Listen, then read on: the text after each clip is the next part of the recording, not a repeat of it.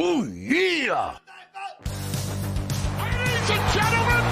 Are you ready for your moment of bliss? Because what Poppy wants, Poppy gets. Yowie wowie! I don't even know if that's PG! Acknowledge me! Woo! Oh, you didn't know? Well, let me tell you something, brother! Welcome to the most must-see WWE talk show in history. Welcome to the Cream of the Crop Wrestling Podcast. The cream of the crop! Nobody does it better. It's still real to me, damn it! Hello and welcome to the bottom line of WWE Monday Night Raw, January 23rd, 2023. You're listening to the Cream of the Crop Wrestling Podcast, the podcast that's sponsored by water. Water. It's in your toilet. Stay hydrated. We are the APA of the program. I'm Patrick. And I'm Rob, and we'd like everyone to embrace the Kingdom of the Madness by be sure to like, share, and subscribe. 30th anniversary, Raw is 30, good sir. Oh, happy 30. Raw is 30, Rob. As products of the 90s, Monday Night Raw will always hold a special place in my heart, especially having to flip back and forth between Raw and Nitro. It was just so exciting to be a young wrestling fan at the time. What do you think? For sure. So for me, extremely exciting. So I was a big, giant fan from 97, 98, and I would actually, I would take blank tapes and I would record every episode of Raw. So I always would then rewatch them later and use play with my wrestling guys while I would watch it. So yeah, this was the old logo brought me back. Yeah, they showed a lot of footage of old Raw episodes, and it showed a lot of the Raw fans that attended the arena. But one thing that made me, of course, like I've only been to SmackDown. I've never been to Raw. So for me, like it always made me think of what was going on at home. What was I doing at home at the time when I was watching it Raw? And that's what really resonated with me. So I'm glad you said that. Thanks. Well, I only mentioned the memory of flipping back and forth between channels because there was somebody that started Monday Night Raw that you could never predict which channel he would end up on. And that was Hulk Hogan coming out to start the night. He had his legendary manager, Jimmy Hart, with him. I'm glad to see Jimmy Hart. Hogan gave everybody a great hype-up promo that starts Raw 30. He had a little bit of troubles, though thankfully they were prepared for that and had immediately sent out a guy and gave the Hulkster another mic. It seems like every time we get Hulk Hogan out of nowhere, something always goes awry, though. What do you think, Rob? I think it's probably someone in the production booth that's just getting revenge on the guy. So it's just something to it that. Like at WrestleMania 30, they probably did tell him, "Hey man, it's a Silver Dome. It's cool. Don't worry about it." Not the Super Dome. Like they probably did that. Dude, like promo, it was the most generic propaganda, yay WWE promo of all time. But I don't care if you're panning the crowd. The show starts, and the first thing you hear is "Real American." I'm excited. It gets me going, so I don't care. It was great. Still looked good, too, didn't he? I about to say he looked good. Jimmy Hart is not aged since 1983. I want to believe he doesn't dye his hair. I want to believe it. Well, cue the Law and Order music, because the next segment we got was The Bloodline with Sami Zayn coming down to the ring for Tribal Court. Paul Heyman acted as the prosecutor, providing evidence in a string of clips that said Sami is guilty of conspiring against the Bloodline. Sami defended himself and said his defense is no defense. He felt like he's done nothing wrong. He's done everything he could possibly ever do for the Bloodline. But Roman Reigns declares him guilty, and Solo almost acts as executioner and prepares to give him the Samoan spike. And Sami was just going to sit there and take it. But before it happened, Jey Uso, of all people, steps in to stop Solo and provided evidence saying Sami is innocent. The only thing he's guilty of is loving the Bloodline. And he has even more evidence than Paul Heyman provided against Sami. And then that's when Roman ponders for a second and says Sami is off the hook for now. But after tonight, he doesn't want to see Sami until the Royal Rumble. What do you think about Tribal Court, Rob? Tribal Court was spectacular. I loved all the clips that they had together. First of all, as a football fan as well, the way that Paul Heyman was able to come out there with ECW chants going on around him and still troll that crowd and then get the chance to say Barack Purdy, since that's who's coming to town next week with the Niners coming to the Eagles. All of that made me so happy. I loved it. The evidence that Paul provided was so subtle, but not great. It was the most like speculative thing that you could come across, but it was also fantastic though. But it was, little shoulder bumps that none of us are going to think about. But then you see it and you're like, this was like 2 months ago. Like man, they were really planning ahead. And then all of a sudden, Solo Sikoa just holds up that Samoan spike thumb. He screams, and then Jay just comes in with the save. And you're like, wow, man, like these guys were at each other's throats for 3-4 months, and he's coming in with the save like that. That was the turn, Rob. That was the turn. It was about to happen. That was it. I was nervous. I was so scared. They reeled it back, but oh my goodness sakes, Roman Reigns is prepared to just axe the honorary Uso at any moment notice. Okay, so this segment was great. Everyone go back, check this segment out, especially Sammy just telling them, like, I don't have any defense. Everything I've done, like, should prove to you I'm part of the bloodline. I'm part of you guys. I've never done anything against you guys. And he's not lying. He really has done all of that. And so I liked him just saying, you know what? Do what you have to do. This is on, like, essentially just saying this is on you. Like, I've proven myself. Can we discuss for a second that there's someone else that is playing his hand a little over the top that actually might be the person that we should be looking out for as making the turn? Paul Heyman. Paul Heyman turned on Lesnar, which gave Roman that title. Now Paul in these last 2 weeks have been pushing harder and harder and harder against Sami Zayn with really no evidence to do so. Why? Is it to distract from himself, from whatever he's doing? Because if you went on SmackDown, Kevin Owens signed the contract, threw it at Sami, and when Sami looked at it, he had a look on his face that said, holy crap, that's something different on that contract comparatively to what he thought was going to be on there. He had a look on his face that said, holy crap, like, I don't know what's going on here. Is Paul Heyman the one that we need to look out for? Well, hold that thought, Rob. Hold that thought. We'll come back around to that because something happens here coming up that relates to what you're saying, I think.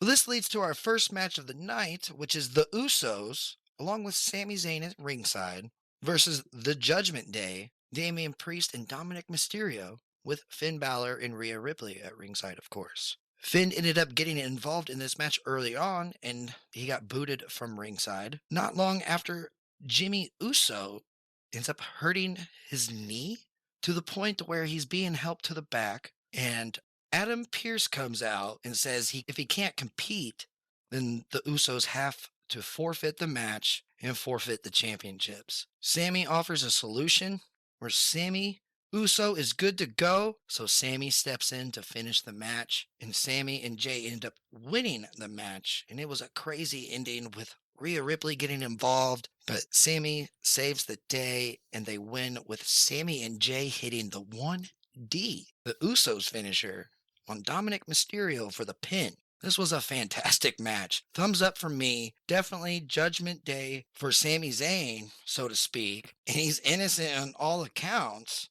This is important to note that after the match, they showed Roman Reigns talking to Paul Heyman, reiterating what he had said earlier, that he doesn't want to see Sami until Saturday. So this is what I was talking about, Rob, where what's going on with Paul Heyman?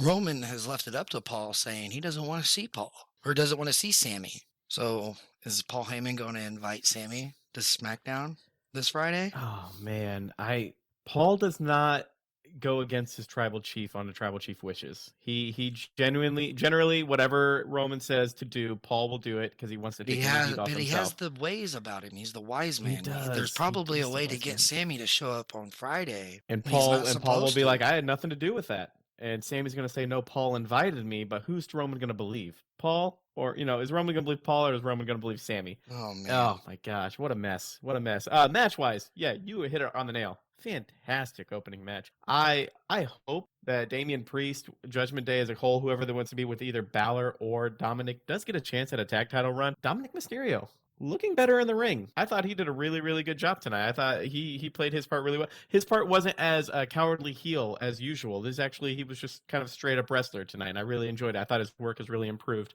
Adam Pearce kind of changing the rules as we go along here. So I know a couple weeks ago he went ahead and let Dominic fill in for Balor, and so he went ahead and did it again this week. But generally, if a teammate is injured, it's generally either you forfeit or you got to finish in a handicap match style. So Adam Pearce kind of changing the rules as we go along here. We all know I'm anti-Adam Pearce for his direction. Not him as a character, just him as a direction as a general manager, commissioner, whatever you want to call him. But match-wise, it was great. And then the fact that they ended it with the 1D and Sammy got to hit oh man, that made me smile. Like I genuinely that was one of those feel good moments. It made me so happy to see that. So that was this whole from the trial of Sami Zayn through this first match. The first hour of Raw could not have gone better. Like it genuinely could not have gone better. Well, next we find out that there is a giant poker room backstage, and JBL and Baron Corbin try to get in to the joint, but the Godfather is the bouncer and says Corbin's not on the list. But he'll get the owner, who just so happens to be Ron Simmons, but still Baron Corbin ended up having to buy his way in. Oh, this was all fantastic. No, I just loved it all. Love the Godfather was there too. I'm not big on the older guys kind of putting down the newer guys, but out of anyone, Baron Corbin, that's okay. So it's just what's your name? Baron? Barry? I don't see a Barry on here. I don't see anything on the list here. So I love how Baron just has random stacks of cash with him all the time too. It just kind of paying him off, things of that nature. So you knew what we were getting into when we had all this. And WWE is really into the giant poker tournaments lately. This is like the second or third backstage yes, I think card this stuff is like they got the going third on. one, I think. Yeah. Yeah. So there'll be more of these segments, and there's one that is actually one of my favorite segments of the whole night. So we'll get to it. Well, next, LA Knight came down to the ring for another megastar promo, and he provokes Bray Wyatt to come out. But what he got was The Undertaker. But not just the Phenom. No, we got American Badass Undertaker riding down to the ring on a motorcycle, and we get a promo from LA Knight reassuring Taker he's not like the other guys that he's heard about in the back, but he's reluctant to get in the ring, backing up the ramp, and he backs right up into Bray Wyatt himself. LA Knight runs back into the ring, and then the American Badass grabs him for a chokeslam, but then Bray Wyatt gets in the ring, and Taker hands LA Knight over into a Sister Abigail, and then Taker starts to step out of the ring, but before he does, he whispers something. We have no idea what it could have been, but he whispers something into Bray Wyatt's ear. Freaking awesome moment. 2 thumbs up for me, Rob. This gets the legendary 2 thumbs up because this is everything I could have ever hoped for Bray Wyatt. I loved this segment so much. Just mix a combination. LA Knight on the mic. Give me that every day of the week. Dude just can cut a promo like no one's business. And then the fact that we get Taker returning, but I like him returning as badass American Badass Taker because he's been doing these shows around America, doing these one man not stand up, but just telling stories, things like that. As Mark Calloway, as the Undertaker. One Dead Man Show or something. Yeah, like that's that. what it's called. Yeah. And so when he comes out now, him not being the Dead Man anymore and him being just Mark Calloway makes way more sense, and I like that. And then I loved the staging, by the way, of LA Knight backing his way up, trying to weasel his way out of the Taker situation, and then all of a sudden, Bray Wyatt's just there. I don't know, Bray Wyatt's just there, and then so LA Knight goes to the ring, goes right into the goozle, and then my favorite part is we have spent years on these nostalgia moments and the combination of the anniversary shows where a lot of the older guys just come in and beat up on the newer guys for no reason, but no. Even though Taker just goozled him, he passed that on to Bray Wyatt. He was like, no. You, sir, this is for you. I don't need to do this anymore. And that made me so happy. We'll talk about that later with the DX segment. That made me so happy that we didn't have an old guy showing up a newer guy. And then I don't know what they said to each other. I hope it's one of those things that Taker said that Bray will just cherish. Or it could have been hey, did you see the blonde in the front row over there? It could have either two. It could have been either two. But I like to think Taker probably just gave him not words of encouragement, but words of just letting him know how great he is, things of that nature. I hope it was a special moment for Bray because watching that was it was what WrestleMania 31 should have been. Well, we go back to the poker game backstage where Diamond Dallas Page is on a winning streak against Alundra Blaze, Baron Corbin, Chad Gable, and Otis. And it's notable that Gargano with Candice LeRae and Dexter are in the background as well. What do you think about Diamond Dallas Page winning some money, Rob? He needs it. DDP Yoga's struggling. He needs that real bad. So good for him. Man, I love these segments. Usually I hate these segments because you're like, oh man, why is this guy part of that? He's better than this. But then no. These segments are fun. The idea that Otis is sitting next to DDP, I love that. Otis is just being a goof. And what he said something too, where like, I'm not smart and I'm not good looking, or something like that, to that effect too, where oh man. So it was great. You had your standard, like, oh no, hold on, Alondra, even though you thought you won, I have a straight flush. Standard moments like that, collecting all this money. But it's just a way to get those guys on TV without having them to actually play their music, take up too much time. It's great. I love it. Well, let's go to our next match of the night, which is Bayley versus Becky Lynch inside of a steel cage. The role model versus the man. But this match would never even get started because before Becky could even get into the cage, Damage Control, Dakota Kai, and Io Sky attack Becky, throwing her into the ring after Dakota hits her with, I think it was a steel chain wrapped around her. They throw her into the cage, and then they lock all four of themselves into the cage, which leads to Adam Pearce coming out, trying to get the cage open, and yells for bolt cutters. But this takes time, of course, so Damage Control just continues to relentlessly attack Becky Lynch. Rob, what do you think about this segment here? I was disappointed. I was hoping to get a big match. We are advertised a big match, a steel cage match. We did not get a steel cage match, so personally disappointed. Hopefully we'll get it on another Raw down the road. So I don't know if there's something going on injury-wise, anything like that, but it was just kind of more of a disappointing Where does segment. this strap for time? I mean, I get that. There's other stuff on the show we could have cut. But this was a match I really, and honestly, there's other stuff on the show you could have cut. Maybe there's not enough of that you could have cut, because I want you to give Becky and Bayley a good 25-minute match because they deserve it, especially with the steel cage. So I guess it elongates it a little bit longer. And again, Adam Pearce, come on, you're better than this. Be prepped. Going down there knowing that it was already chained shut and you're asking for bolt cutters, you should have gone down there with bolt cutters, Adam. Well, moving on, I just have one question, Rob. Are you ready? I'm ready. Because next was D-Generation X, along with its newest member, Kurt Angle. We got a hilarious segment from DX, and Kurt saying he's just always wanted to be a member of DX.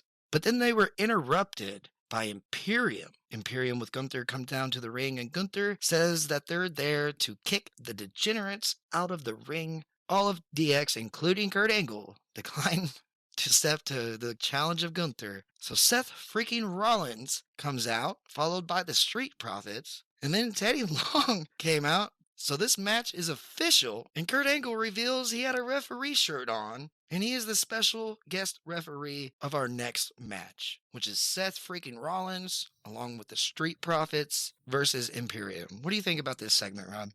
Kurt did all of that with 3 t-shirts on.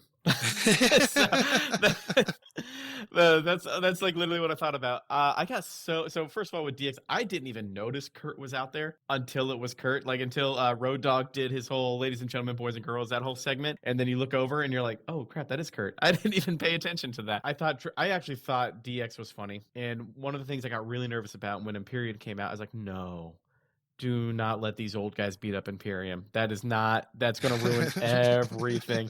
And thankfully they didn't. And I loved the moments where they were like, oh man, someone's got to fight these guys. And they're all like huddling up, that kind of thing. Cause I think Triple H called Road Dogg Butterbean because, he's put on some weight, things of that nature. But they're all saying, no, I can't do it. I can't do it. And they're all like, Kurt will do it. Kurt, no, I won't. Kurt. Nope. No, Kurt said he would. No, I didn't. So, loved it. Loved all of that. That was so good. And then it was just so DX is really known, like whenever they come out lately and do nostalgia pops, they always are doing like the over the top, like, oh man, I wonder whose music's gonna hit now that's gonna come down here. Like they knew what was gonna happen kind of stuff. So they were playing up to that a little bit. But it was good to see Teddy Long, famous for either putting together a 6-man tag or making someone face the Undertaker, one of the two. And so at first, I'm glad you told me about the time constraints. I actually thought, because this match was not advertised, I thought that Triple H booked this match as kind of a makeup for booking an Angle with Becky and Bayley when he promised that match. Because as a crowd member, you're like, well, I really wanted that match, and now we didn't get it. Oh, but you're giving me Imperium versus Street Profits and Rollins? All right, I'll forgive you. Like, that's cool. All right, I'll forgive you. So I thought that was kind of a makeup there. This was fun.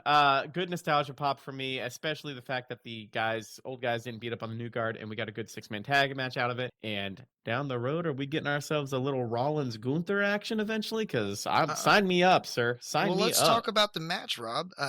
Jerry the King Lawler was on commentary. Rollins and the Street Profits, they won with Giovanni Vinci taking 3 finishers by each man, ending with a stomp from Rollins for the pinfall. This gets a thumbs up for me. It was a good match. Good showdown between Seth and Gunther. And like you said, are we getting another one? Is this a tease? I think this is here's a little bit of what you could get after the draft. Because I think they're talking about doing a draft after Mania, and this is definitely, in my book, a potential main event program. So we'll see what happens down there. Easy tease, put 2 big guys like that together that everyone wants to see. I love it. Next, we see Baron Corbin beating the $1 Million Man, Ted DiBiase, in a hand of poker with IRS. Erwin R. Shyster showing up, taxing Baron Corbin. And then we get a classic damn from Ron Simmons. What do you think, Rob? In all the years Mike Rotunda, IRS, has been in wrestling, I've never once seen him do anything that remotely made me smile, do anything that remotely gave me any interest of him whatsoever. This was one of the funniest things I have ever seen, is him. Baron Corbin is winning, like, let's just say like $100,000. Like, it was a ton of money, stacks of money and chips and all these things. And he's about to collect it, him and JBL. And he just walks in and he collects all of it into his briefcase and then hands Baron Corbin back just $100 bill and says, "No, that's what you get to keep. The IRS takes the rest of it." And I laughed so hard. I thought this was so good. Everything about this was just so great. And we get the damn at the end of it, and it warmed my heart. So kudos to Mike Rotunda, IRS, giving me a segment that I've never gotten from him before where he made me smile. Well, next, Kathy Kelly was interviewing Bobby Lashley, who's getting ready for his main event U.S. title match. And Lashley says he'd still be champion if it wasn't for Brock Lesnar. But MVP walks up to Bobby, and Lashley tells MVP he didn't need Omos or MVP to help him get his #1 contendership for the U.S. title. So they need to let him handle his business tonight. What do you think about this, Rob? I think we're going to finally get a resolution to this. We'll talk about something that happened later, but I think we're going to get a resolution to this Saturday at the Rumble of Lashley either joining the Hurt Business or not, because he's got himself another person that's a problem. So bringing in someone to help him out with his problem, I think, is going to be very necessary. So curious to see how this plays out come Saturday, especially with him not getting the championship. So next, the Nature Boy Ric Flair came out to introduce his daughter, the SmackDown Women's Champion, Charlotte Flair. Rick left and Charlotte came down to the ring and cut a promo about how Monday Night Raw will always be her home. But then Bianca came out to say she respects Charlotte, but this is her show. It's her home. She goes here now, and she does everything to make Raw the greatest show on television. But this leads to Sonya Deville interrupting, raining on the Champions Parade, and preventing any more confrontation between the two champs. And this sets up a match between Bianca and Sonya. What do you think about seeing the Nature Boy back on Monday Night Raw, Rob? When we say this, Ric Flair is one of the greatest of all time. He's fantastic, etc. Greatest of all time. But dude, we're done. Like, we're all over it. We're kind of done. We love you, Rick. We really do, and we say this out of love. We're done. I liked the Bianca promo. She's coming out there and telling Charlotte, "Look, you did have your time in the sun, but this is my show now. Why are we not celebrating me for what I've done this whole last year?" She's been a champion since Mania. Like, she's been a champion for a whole year. And why are we not celebrating that? So Bianca had so much right to say what she did. And then Sonya comes out. And I was going to ask you, because we're big Sonya fans here at Cream of the Crop Wrestling, is Sonya like the likable version of Mustafa Ali? Oh, no, don't say that. Did I just degrade her a little bit? Just a little bit. She's always just showing up just to get beat up, man. We'll talk about the match here in a second, and I'll make a complaint because I do have at least one about this. Like, I loved the segment. I love that Charlotte came to pay homage to her time being on Raw for Raw's 30th birthday. And I love that, on the count of her father, Ric Flair, being there, that makes sense. And teasing a confrontation between the two champs. I mean, these two women have history. And man, in the past 3-4 years of Charlotte rivalries, Bianca, I love that. I love that when it happened, and would not be mad to see more of that. I think we're going to get more of that in the future. I think Bianca is moving brands once after Mania. We'll do a prediction show later when it comes to the Rumble and kind of a little down the road. But I definitely think Bianca is moving on to SmackDown because I think they need more female stars, and I think Raw is okay with who they have. And I think Charlotte and Bianca headlining that Friday night show would be superb. Oh, I would love that. So, but as we're going to follow that, make sure you guys keep up with us here at Cream of the Crop Wrestling. So you guys can follow us on YouTube, Twitter, Instagram, TikTok. Our podcast is out on Spotify and anywhere you do get your podcast, be sure to find us. All the links are down below here. So just click on whatever you like. Make sure you subscribe, like it, and even better, share it with a friend. Well, next up is our next match, Bianca Belair versus Sonya Deville. This was an okay match with Bianca winning after hitting the KOD for the pin. My only gripe here, as I mentioned earlier, was the booking here. I just don't understand the booking. So, okay, is Sonya supposed to be a challenger for Charlotte? Like, is that their goal? Yeah, right? That's what I'm saying. That if you're trying to make her seem like a legit challenger for Charlotte, why have her come lose to the Raw champion? I'm with you. I genuinely, there's nothing about this that made sense to me in this match. No, the only thing that makes sense is Bianca wins because she's your champion.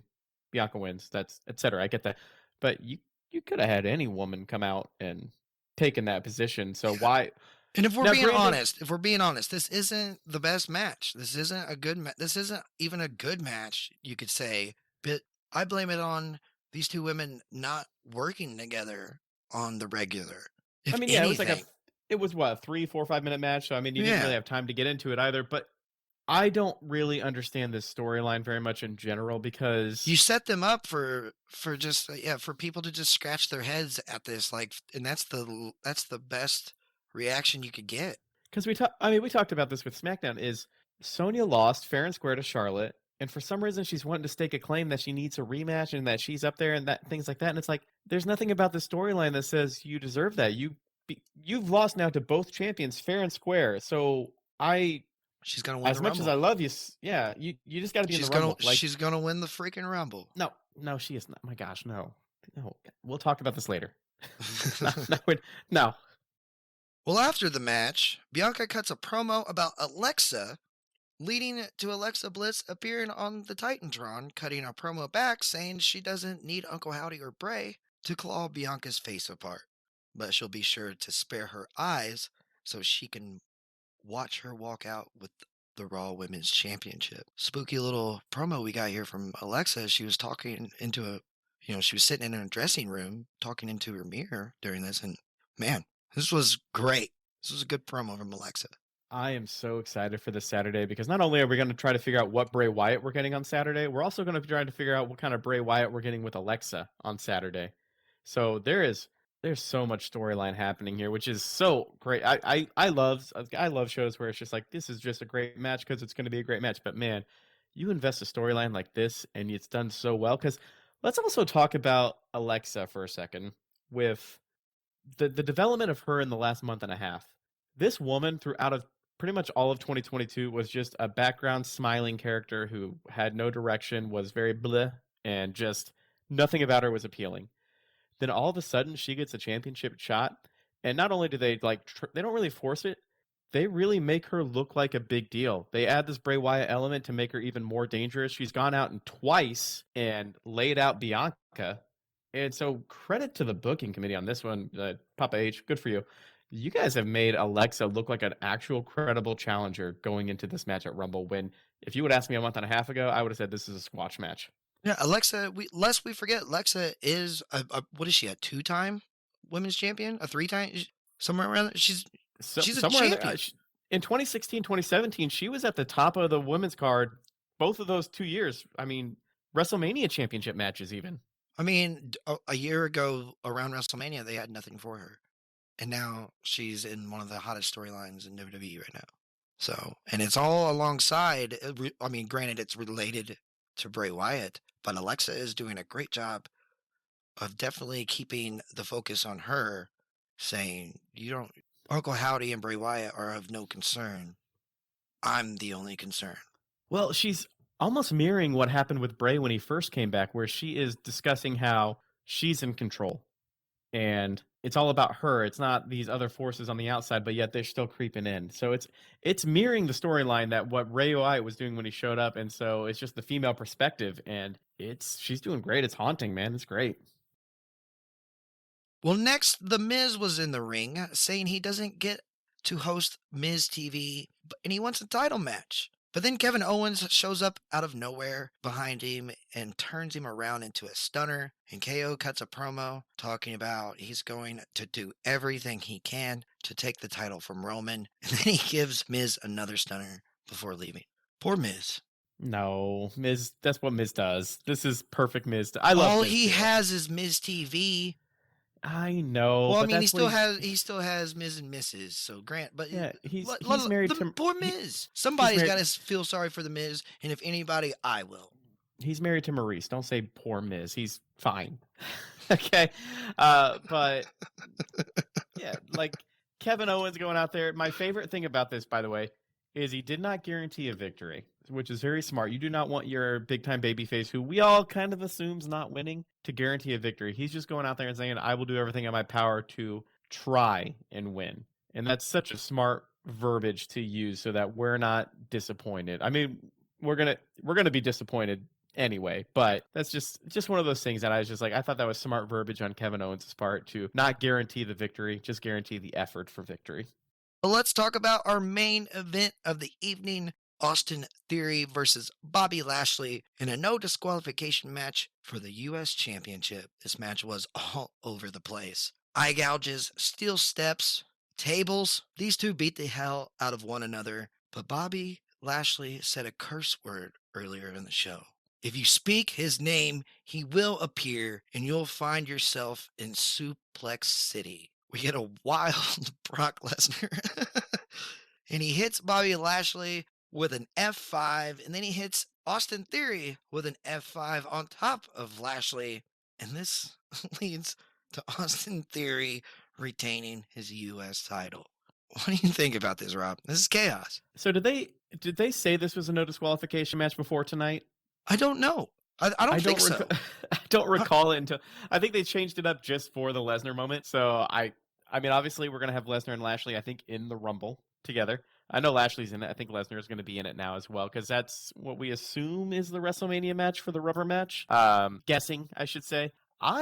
Match-wise, it was good. I think, again, we all know that I've become a big Theory fan over time. I think his new character development has been excellent, and his in-ring work has always been fantastic. I loved the way it ended. So I liked Lesnar coming out.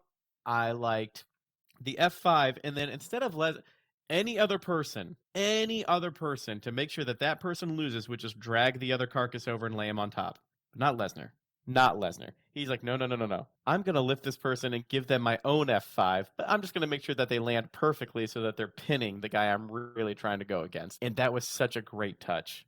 It was so good. I love a Lesnar return because anytime you hear that guitar riff at the beginning with the drums, man, like the crowd pops. I don't care how annoyed people are with Lesnar because he's in and out. That crowd pop, man, when you hear that guitar riff, oh, it gets me every time. I love it. So this is my double thumbs up. I loved every ounce of what happened. The only thing I didn't like was the amount of commercials we got. I'm excited to see, like you said earlier in the show, about Bobby Lashley having a Brock Lesnar problem and possibly needing some help. Man. Brock Lesnar and the Nigerian Giant mixing it up. That's exactly. Yes, I'm goodness. waiting to see the visual of, is Lesnar going to try an F5 Omos? This was a great way to go off the air, especially too. You could tell they were running out of time because they could barely get off everything they wanted to say. As like Lesnar, like literally the 3 count was hit, and then you see the little tag on the bottom corner, and like Corey Graves was just trying to spit out as much as he could. So it was a rushed ending, but this overall was a good show that had an even more exciting ending. Well, my little cream cups, that's our program. You can embrace the madness with a like, leaving a comment. Be sure to subscribe and hit the notification bell so you can enjoy wrestling with us. All of our links are in the description below. Until the next time, I'm Patrick. And I'm Rob. And we thank you for listening to Cream of the Crop Wrestling. Good night. Thank you for listening to Cream of the Crop Wrestling. You can embrace the madness by finding us on Facebook at facebook.com/Cream of the Crop Wrestling. Follow us on Twitter at Cream of the Crop W. Subscribe to our YouTube channel by typing Cream of the Crop Wrestling in the search bar. Have fun with us on TikTok at Cream of the Crop Wrestling. And you can always find full episodes of the podcast wherever podcasts are found. Nothing means nothing. Nothing means nothing. What do you mean by that? More, I'm talking about all the way to the top, yeah. Unjustifiably in a position that I'd rather not be in. But the cream will rise to the top, oh yeah. You know that I'm the cream of the crop. The cream of the crop. Nobody does it better. Oh yeah.